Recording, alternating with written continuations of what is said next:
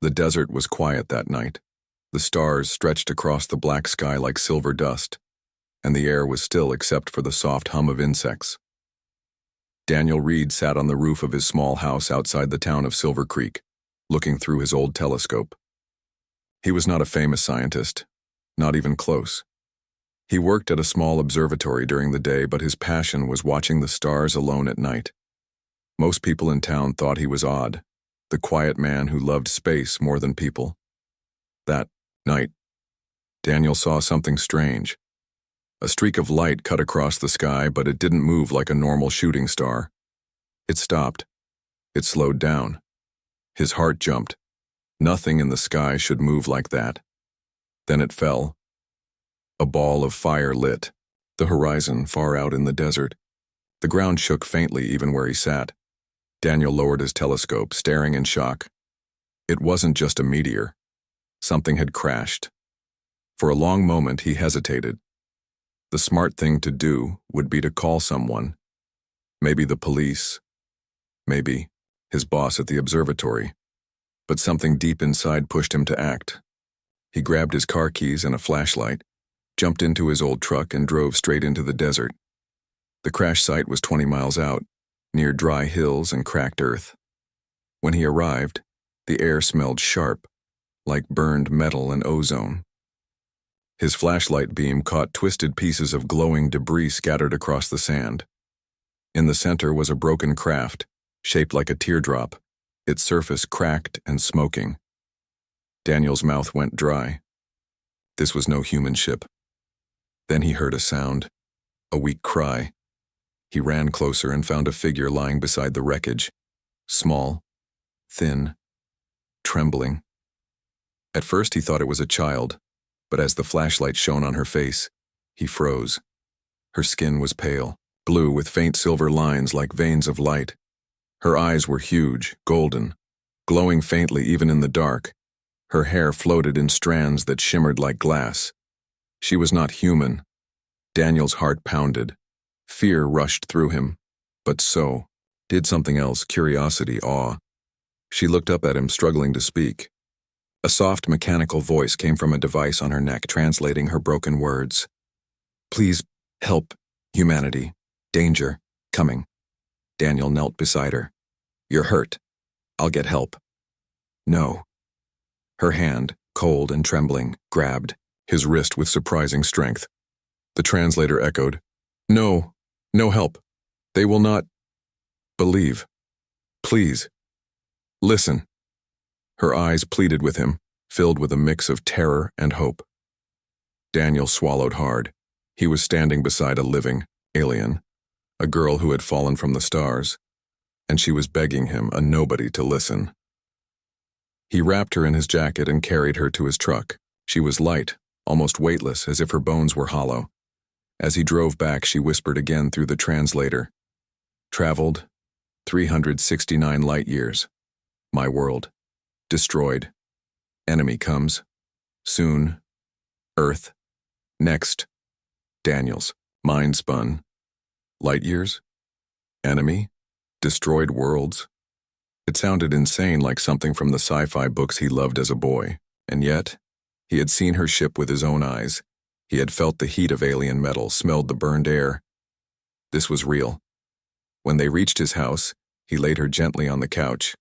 She winced in pain, but her wounds didn't bleed like human injuries. Instead, faint silver fluid leaked from shallow cuts, glowing softly before fading. He gave her water, which she drank slowly. Then, with great effort, she touched the translator device again. "My name, Lyra. I am last of Solari. My people warned many, but none listened. The Dominion destroyed us. They come here, must stop." Daniel rubbed his forehead, trying to make sense of it. Why come to Earth? Why not warn someone stronger? Someone more advanced? Her golden eyes fixed on him. "Because humans are different. My people studied. Your kind. You. Unpredictable. Dangerous. Dominion fears. What they do not understand. You may resist. Daniel let out a shaky laugh. You traveled across the stars to find us, and you're telling me only humans can fight. Back? She nodded weakly.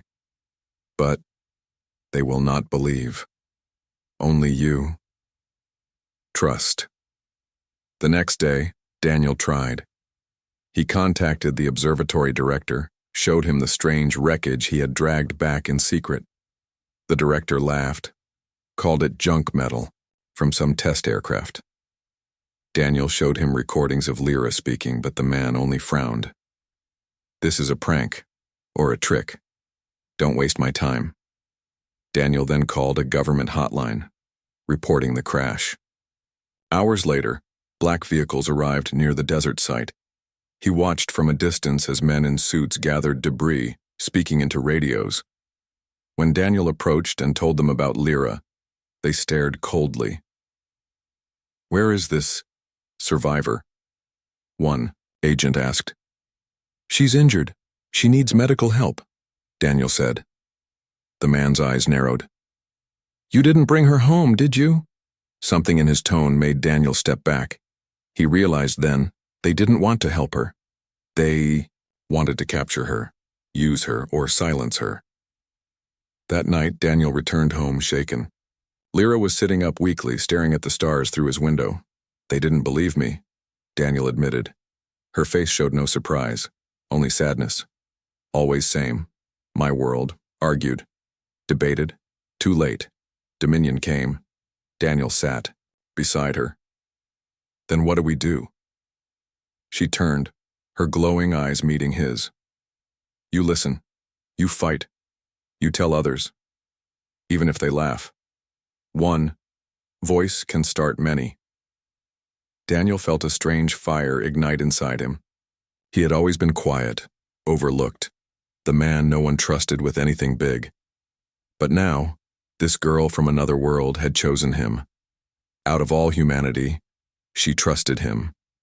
And if her warning was true, Earth's survival might depend on that trust. For the next week, Daniel kept Lyra hidden. He learned more about her story in fragments.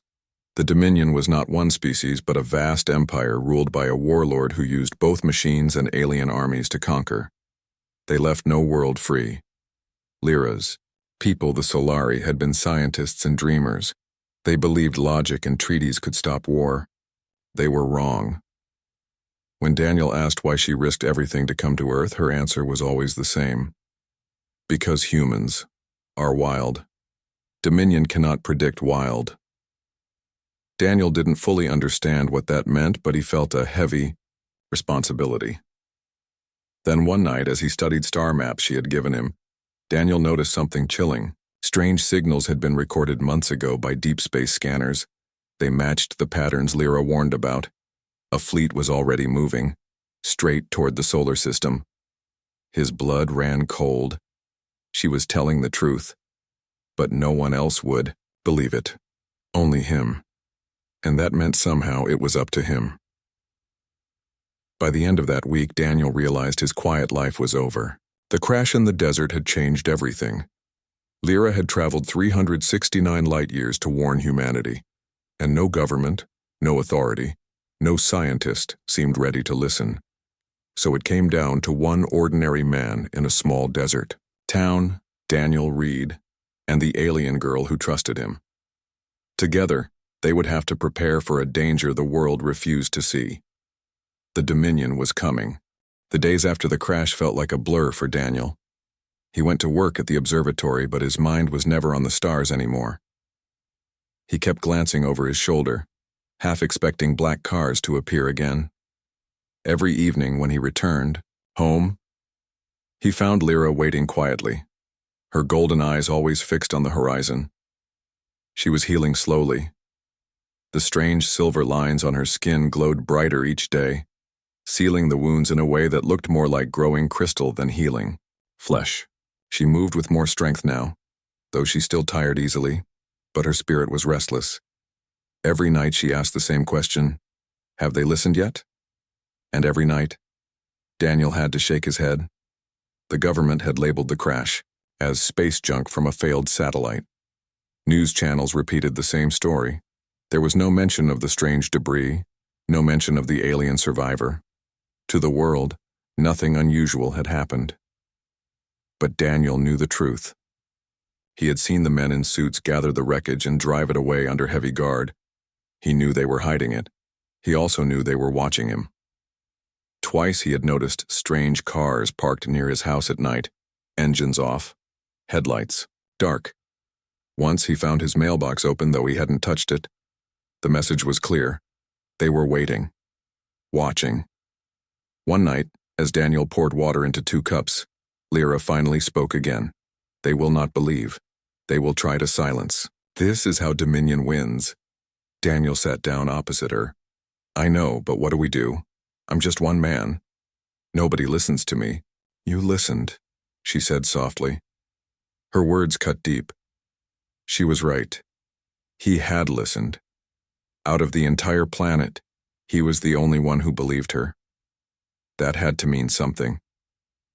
Then we'll have to do this ourselves, Daniel said at last.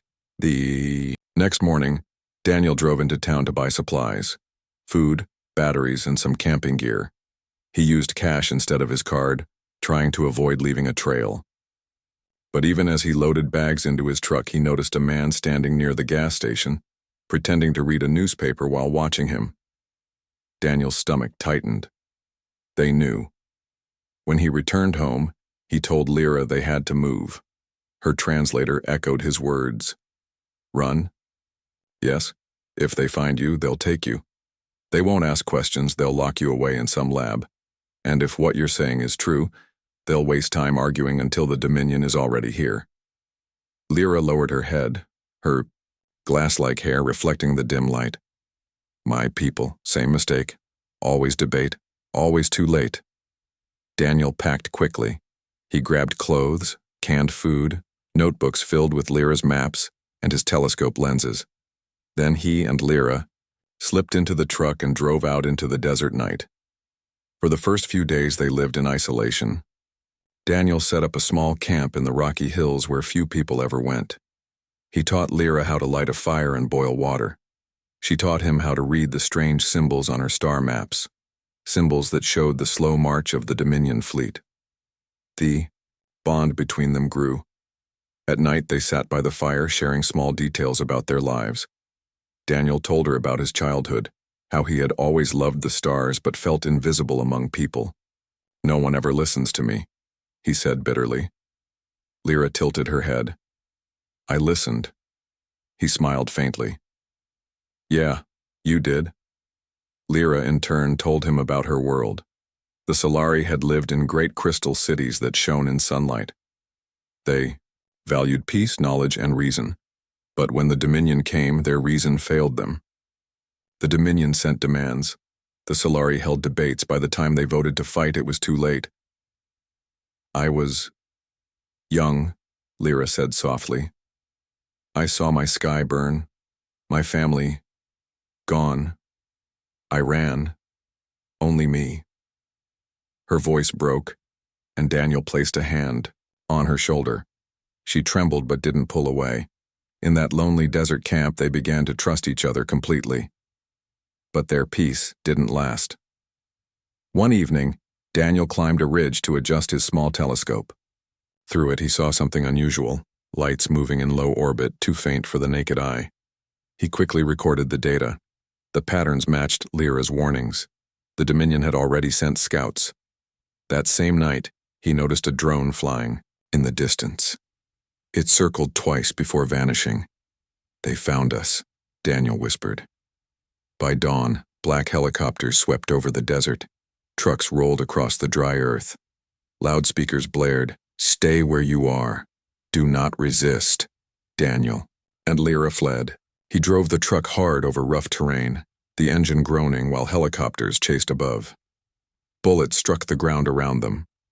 Lyra pressed her glowing hands against the dashboard. Faster, she cried. For a moment, the truck's engine roared like thunder, surging with unnatural strength. Daniel didn't ask how. It was her doing, her alien energy. They escaped into a canyon, leaving the helicopters behind. But Daniel knew it was only temporary. That night, as they hid among the rocks, Daniel felt anger rising in his chest. They're supposed to protect people, but all they care about is control. They don't care if Earth is in danger. They just want your technology. Lyra looked at him with sad eyes. Same as Dominion. Power. Always power. Daniel clenched his fists. Then we'll go around them. We'll tell people directly. Ordinary people. How? He thought hard. Then, he remembered the observatory's network, the satellite dishes, the old communication systems.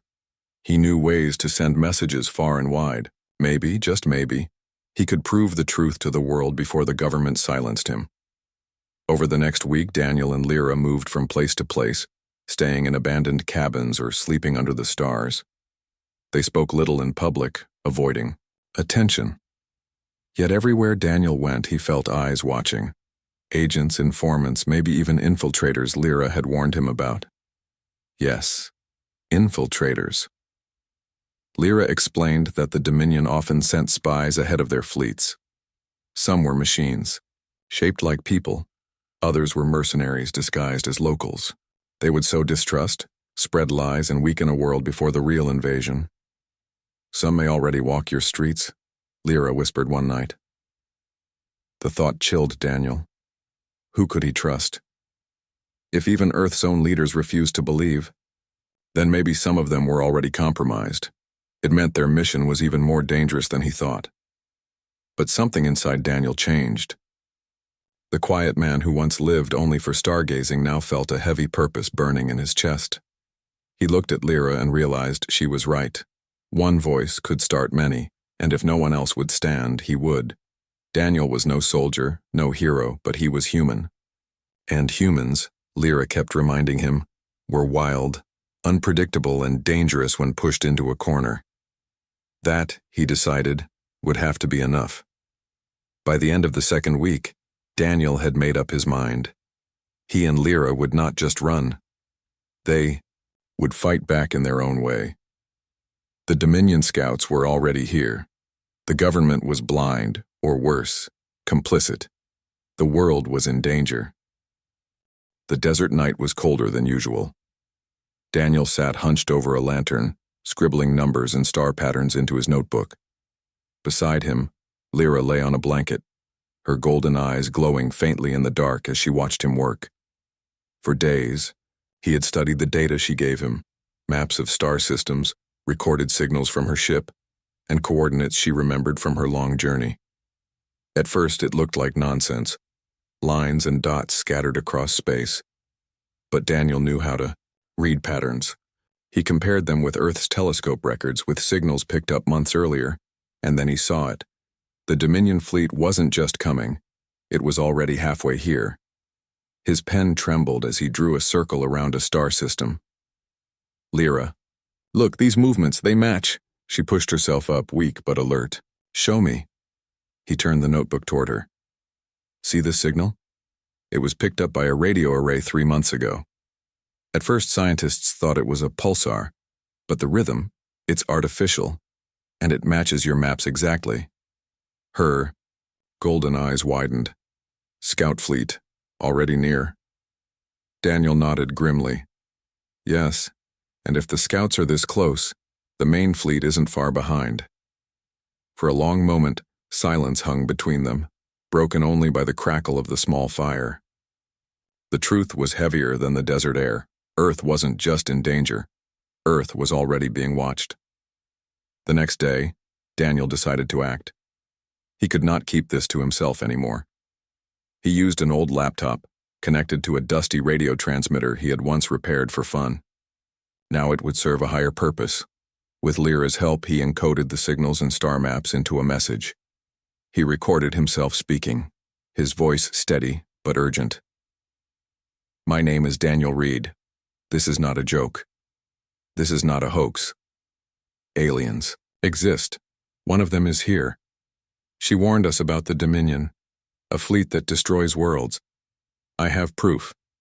The signals are real. The maps are real. We have only months before they arrive. He uploaded the data and sent it through every frequency he could reach. Radio, amateur networks, even the observatory's channels. For a brief moment, Daniel felt hope. Surely someone would see the evidence and understand. Surely the truth would spread, but the reaction was not what he expected. By evening, the message was everywhere, but not the way he wanted. News stations called it a conspiracy hoax.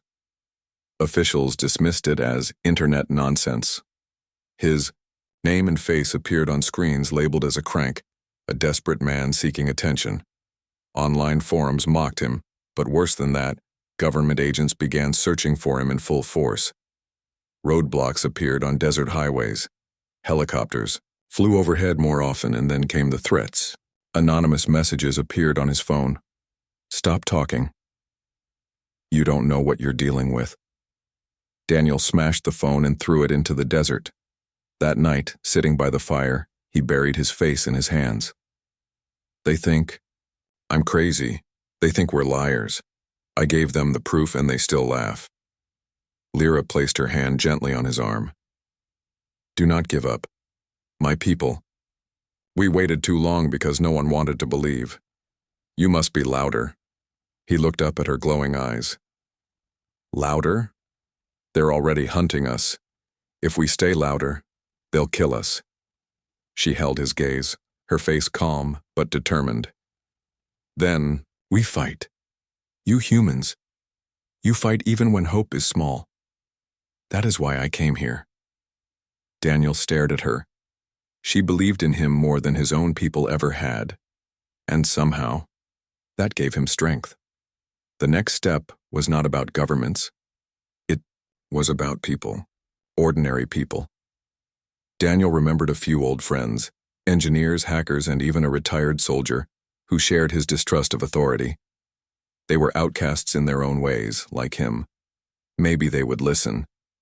One by one, he reached out carefully, using hidden signals and coded messages. A few ignored him, a few laughed, but 3 answered. They met secretly in an abandoned barn deep in the desert. This better not be one of your stargazer fantasies, Reed, growled Marcus, the retired soldier with a scar across his cheek. It's not a fantasy, Daniel said firmly. It's real, and I can prove it. Then Lyra stepped forward. Her shimmering hair caught the lantern light, and her golden eyes glowed. The 3 men froze. My name is Lyra, the translator said. I am not human. My people are gone. The Dominion is coming. The silence was thick. One of the hackers, a young woman named Kelly, whispered, Holy, she's real. Daniel spread his maps and data across the table. I sent warnings. The government ignored me. The world thinks I'm insane. But we can't wait for them. We have to prepare. Marcus leaned forward, frowning. Prepare with what? We've got rifles, maybe some drones. They'll have starships. Lyra stepped closer, holding a small shard of crystal she had taken from her wrecked ship. It pulsed with faint light. Not rifles. This, my world's tech. Simple, but strong. With human ideas, we can make new weapons. Her words sparked something in them. Curiosity, hope, fear. Daniel smiled faintly. We're not trying to win a war yet. We're trying to prove we can fight. That Earth isn't defenseless. And so the first resistance was born. Over the next weeks, they worked in secret. Daniel's small group learned from Lyra, who showed them the basics of Solari technology. They were not engineers, but humans had a gift for improvisation. They tore apart batteries, generators, and machine parts, fusing them with Lyra's glowing shards. The results were crude but powerful. A simple drone, rebuilt with Solari crystal, fired a beam that sliced through steel. A car battery powered, a weapon strong enough to melt rock. Kelly laughed with excitement. This is insane. We're making alien tech in a barn. Marcus only grunted, but his eyes showed respect. If this works against those Dominion scouts, maybe we stand a chance. Daniel watched it all with awe. It wasn't much yet, but it was proof.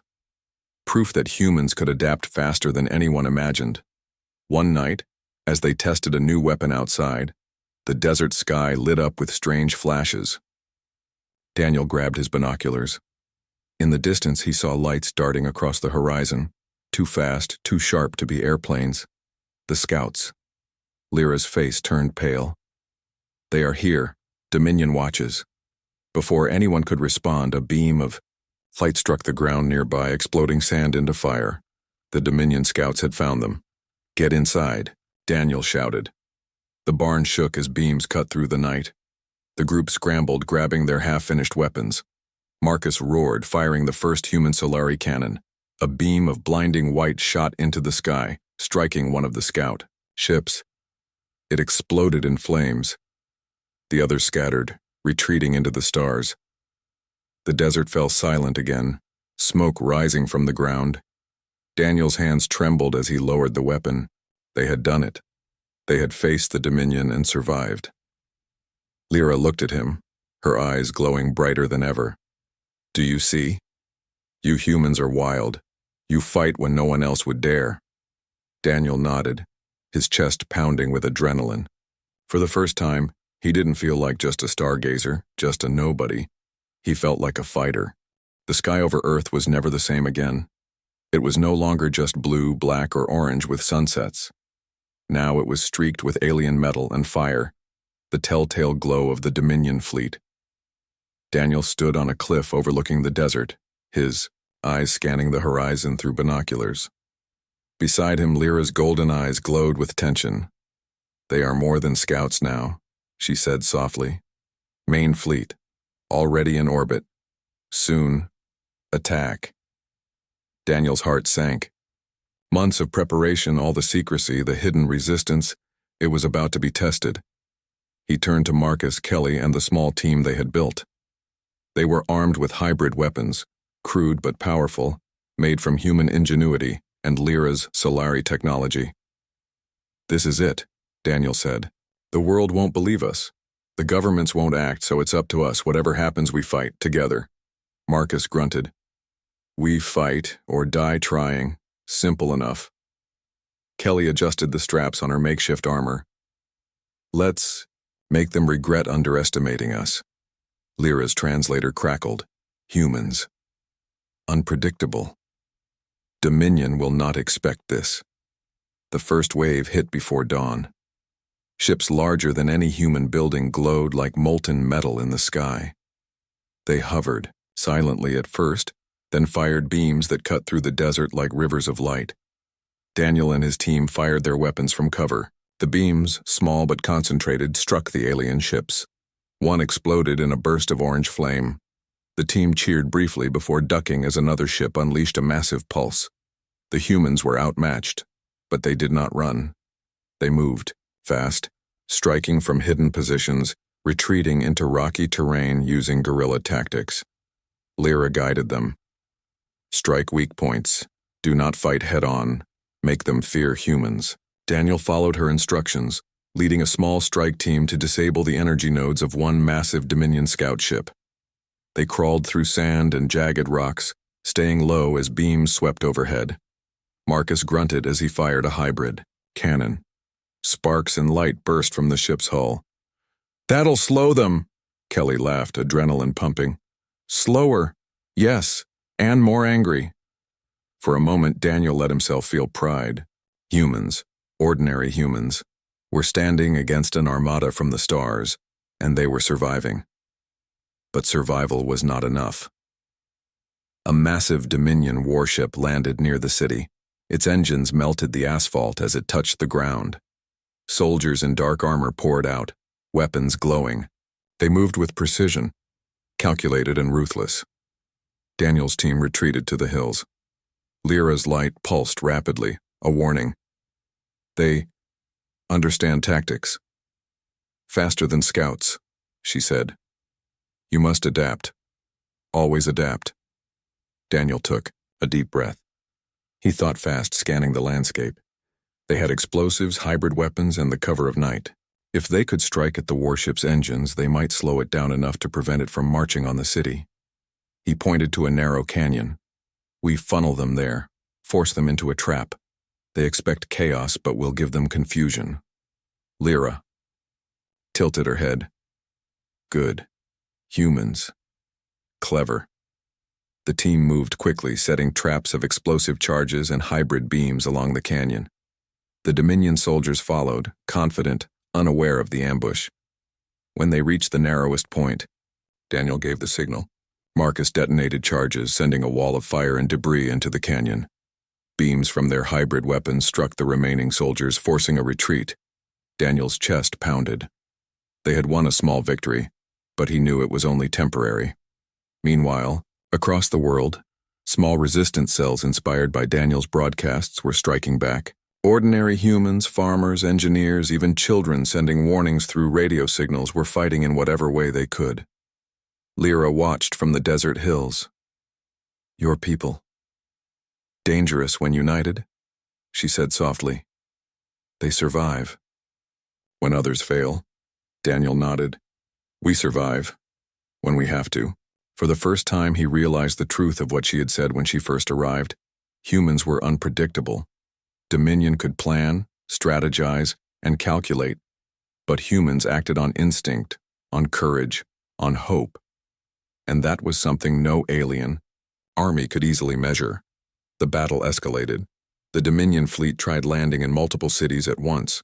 Daniel's team moved constantly, sabotaging energy nodes, leading small attacks, and retreating before overwhelming force could crush them. One night, the team faced a warlord's personal ship, a massive, heavily armored craft that seemed impossible to damage. Hybrid weapons barely scratched its surface. Daniel whispered to Lyra, "We need a new plan. If we try head-on, we'll die." She studied the ship, glowing lines tracing patterns across its hull. "Energy core, vulnerable, but inside, you must enter."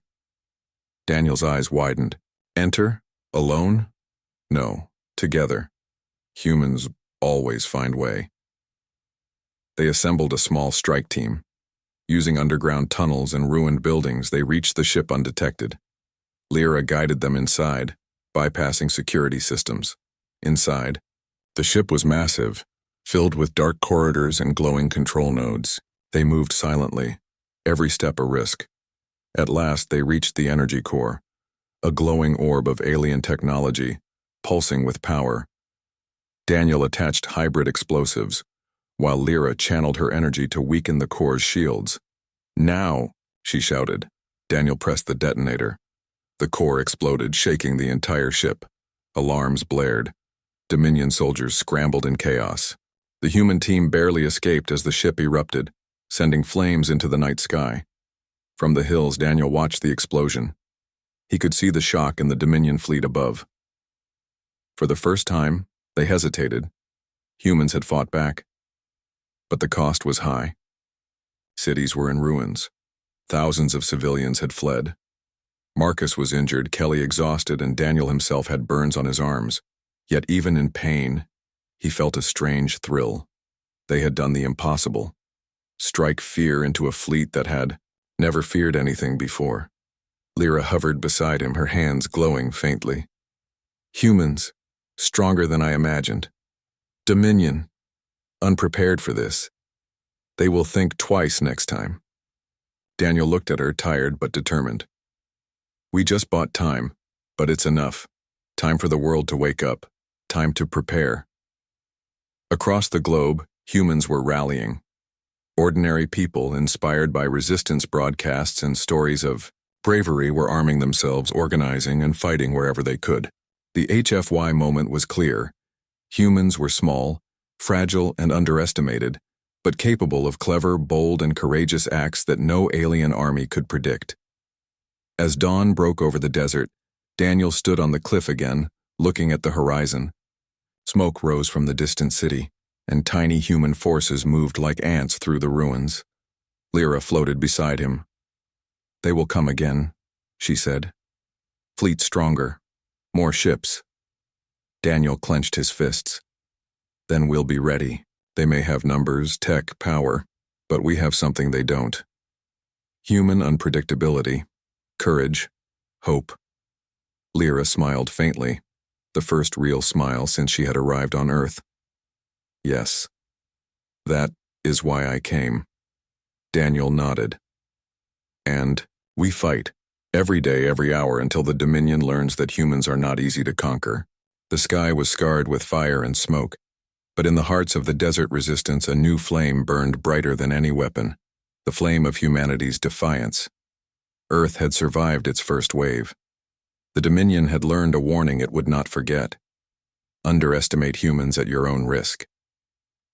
The sky over Earth was still streaked with smoke and fire from the Dominion's first wave, but the alien fleet was retreating. Daniel stood atop a ruined building in the city outskirts, watching the massive ships vanish into the stars. "They're leaving. For now," Marcus said, leaning on a crutch after being injured in the last battle. Daniel nodded, but he didn't feel relief. The Dominion would return, stronger and more prepared. Yet he also felt something new, a spark of pride. Humanity had survived. They had fought back, and for the first time, the galaxy could no longer call Earth defenseless. Lyra floated beside him, her golden eyes glowing in the early morning light. "Your species, unpredictable, dangerous, even to the Dominion." Daniel laughed softly. "You think so?" She smiled faintly, a rare expression for her kind. "Yes. You fought when others would hide. You adapted. You survived. That is why I came." Daniel's eyes scanned the horizon. People were emerging from hiding, scavenging, helping the injured, clearing debris. Ordinary humans. Farmers, teachers, engineers, children, all stepping into the chaos, organizing, rebuilding. He realized the truth of her words. Humans were small, fragile, and often reckless. Yet, when pushed to the edge, they became something else entirely. A force no enemy could predict. In the days following the battle, Daniel and Lyra worked tirelessly to spread knowledge. The secret network of human resistance they had started grew into a coordinated effort across continents. Cities communicated with improvised satellites, radios, and even hacked Dominion technology. Ordinary humans learned quickly. Farmers turned warehouses into workshops for hybrid weapons. Engineers improved Solari designs, adding human ingenuity. Even children contributed, decoding Dominion signals and mapping enemy movements. By the end of the first week, humanity had a surprising advantage: speed, unpredictability, and unity. They didn't have the Dominion's power, but they had creativity, courage, and the will to survive. Lyra watched it all, her eyes wide with awe. "My people. We never understood. We trusted plans and logic. Humans. They trust in each other. That is stronger." Daniel smiled, exhausted but determined. Sometimes hope and courage beat logic. Word of humanity's resistance spread quickly across the stars. Aliens who had previously dismissed Earth as a backwater began sending scouts to observe. Messages of curiosity, awe, and caution reached human channels. The galaxy started to whisper, "Beware the humans." Earth's governments, once skeptical, had no choice but to acknowledge the truth. Daniel and Lyra were summoned, not for punishment but for guidance. They briefed leaders on Dominion tactics, shared maps, and taught hybrid weapon techniques.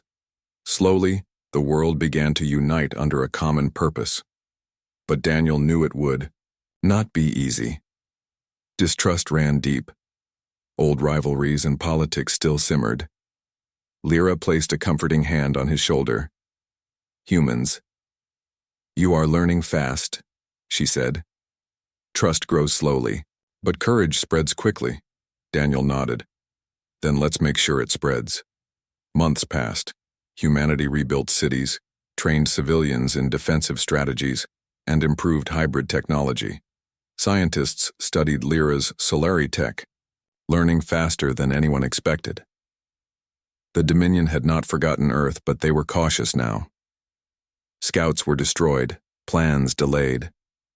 Humanity had carved out time, a precious window to prepare for the larger war to come. Daniel stood on the observation deck of the rebuilt observatory, looking at the stars. The night was clear, silent, yet full of promise. He had spent years gazing at these points of light, dreaming of distant worlds. Now he realized something profound. Humanity was no longer just a dreamer in the galaxy. Humanity was a player. Beside him, Lyra floated, her hair shimmering in the starlight. "You changed things," she said softly. "Because one human trusted me." Daniel smiled faintly. "We changed things because we believed. You gave the warning, and I listened." That was the start. She looked at him, golden eyes glimmering with gratitude. "I am home now.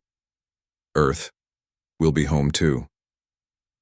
In the months that followed, humanity's reputation grew. Alien traders, explorers, and scientists visited cautiously, curious about this species that could stand against an empire. Rumors spread of humans defeating fleets with nothing but ingenuity, courage, and determination. Even among the stars, whispers circulated.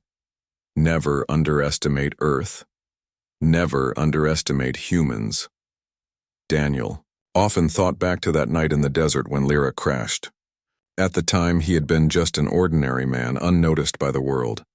Now he was part of something far bigger than himself, a movement that had reminded humanity of its strength, resilience, and courage.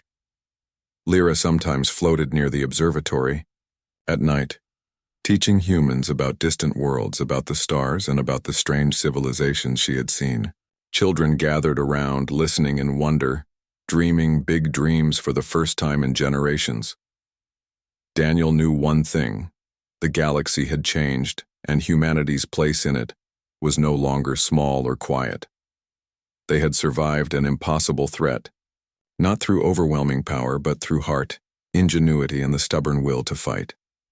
One evening, Daniel and Lyra stood together, looking at the horizon where the last streaks of alien light had disappeared. "They will come again," Daniel said quietly. "They will," Lyra agreed.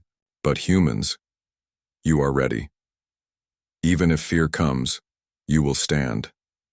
That is why Dominion cannot conquer you easily. That is why I traveled 369 light years. One trust can change a world."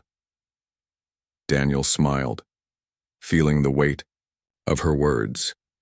He had been one ordinary human, ignored, unnoticed. Yet that single choice to listen, to believe, had changed the fate of the planet. Across the galaxy, humans were being watched now, respected, and feared, not for their technology, but for something far more powerful: their spirit. As night fell, the stars shone brighter than ever, and among them, Daniel and Lyra stood, ready for whatever came next, united by trust, courage, and the unstoppable unpredictability of humanity. The Earth had survived. Humanity had triumphed. And the galaxy would never forget the day humans learned to fight like the stars themselves depended on it.